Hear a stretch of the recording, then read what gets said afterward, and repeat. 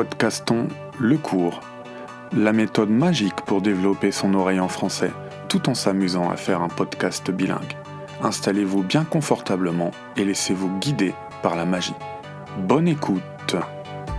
このフランス語会話ハイブリッドリスニング講座では、超わかりやすい魔法のポッドキャストを聞きながらフランス語のリスニング力を楽しく磨きましょう。さらに日仏バイリンガルポッドキャストを作ってみましょう。それでは皆さん、くつろいでお聞きください。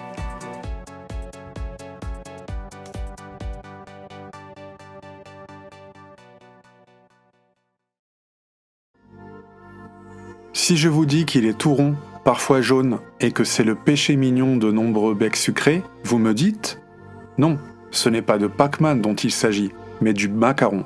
Petit biscuit haut en couleur, bien connu de tous. » これは丸くて黄色いのもあるし、もちろんパックマンではないし、甘党のグルメの好物であるマカロンのことです。今回のテーマはそのカラフルなお菓子の歴史です。En préambule, sachez que s'il a été décrit par l'écrivain français Rabelais, son origine reste malgré tout obscure. C'est la raison pour laquelle je vais beaucoup utiliser le conditionnel aujourd'hui. 作家のフランソワ・ラブレーがマカロンの話をしたことがありますが、そのお菓子の発祥地には諸説があるので、ジュリアンを説明するために今日推測を示すのに用いられるフランス語の条件法をよく使います。D'Amiens à Nancy, en passant par Châteaulin en Bretagne, plusieurs villes revendiquent sa paternité en n'hésitant pas à le proposer comme une spécialité régionale. Cependant, il semblerait que cette invention vienne du Moyen-Orient. そっか、ルーツはフランスではなくて中東にあって驚きました。ちなみにアミアン、ナンシー、ブルターニュ地域圏のシャトーランをはじめ、フランスのさまざまな町はマカロン発祥の地だと言っており、伝統的なお菓子を不正に売っています。Le macaron viendrait plus précisément de Syrie, dans une région où l'on cultivait beaucoup d'amandes, fruits à coque avec lequel on faisait de la pâte d'amande destinée aux pâtisseries syriennes. Il aura fallu attendre la Renaissance pour le voir arriver en Italie, époque durant laquelle les Européens ont rapporté du poivre, des épices et des macarons, en ayant recours au commerce maritime.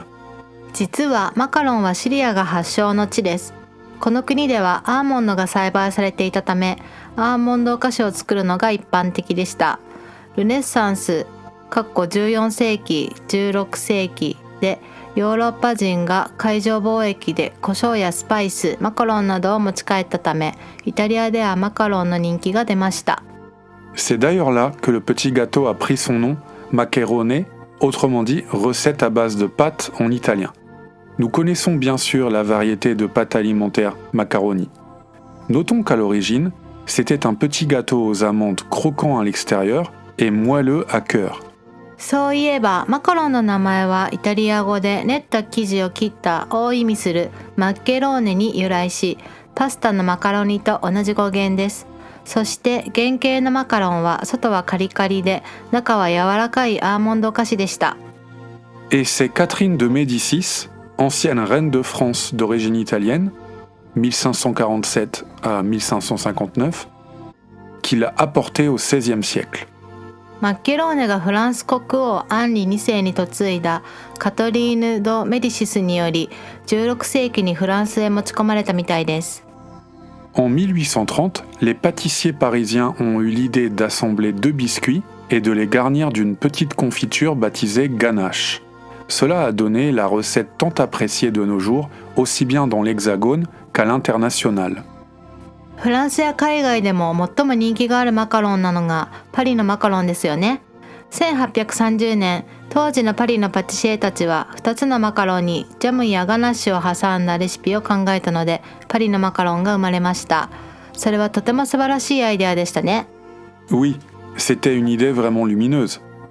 La célèbre maison Ladurée a ensuite contribué à sa démocratisation en le commercialisant sous le nom de macaron parisien. ラデュレはそのレシピにマカロンパリジアンという名前をつけて売り出して人気が世界中に広がっていきました。Quant à sa forme ronde, une légende tourangelle raconte que l'abbé de Cormery s'appauvrissant, le frère Lay, le boulanger, se tourna alors vers la Sainte Vierge. Elle lui dit que le signe lui permettant de sauver l'abbaye apparaîtrait sur la pâte s'il la pétrissait sans s'arrêter. マカロンの丸い形についてロワール地方にあるコルムリー修道院の面白いマカロン伝説があります。レイというパン屋さんの修道僧はだんだん貧困化していたコルムリー修道院を救うために聖マリアを祈っていたみたいです。彼女はレイが絶え間なくアーモンドペーストをこねていたら神様がいいサインをくれるって予言しました。Torse nu, il la pétrissait longuement lorsque d'un coup, exténué, il tomba dans cette dernière.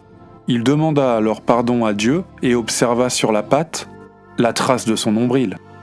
C'est pour cela qu'on appelle parfois aussi le macaron le nombril de moine. 彼は上半身裸の格好でいっぱい働いて、とても疲れて生地の上に倒れてしまいました。神様に謝った途端に生地に自分のへその跡が残っていると気づいたのです。それでマカロンはたまに修道僧のへそと呼ばれています。Par ailleurs, le film Marie-Antoinette sorti en 2006 de Sofia Coppola, dans lequel on voyait l'actrice Kirsten Dunst y camper le rôle d'une reine de France complètement accro à cette petite douceur, a permis le boom du macaron outre-Atlantique. ちなみにソフィア・コッポラ監督のマリー・アントワネットという2006年のアメリカ合衆国フランスの歴史映画の主役を演じたキルスティン・ダンストは映画の中でマカロンにハマっていたのでアメリカでもマカロンブームがありました。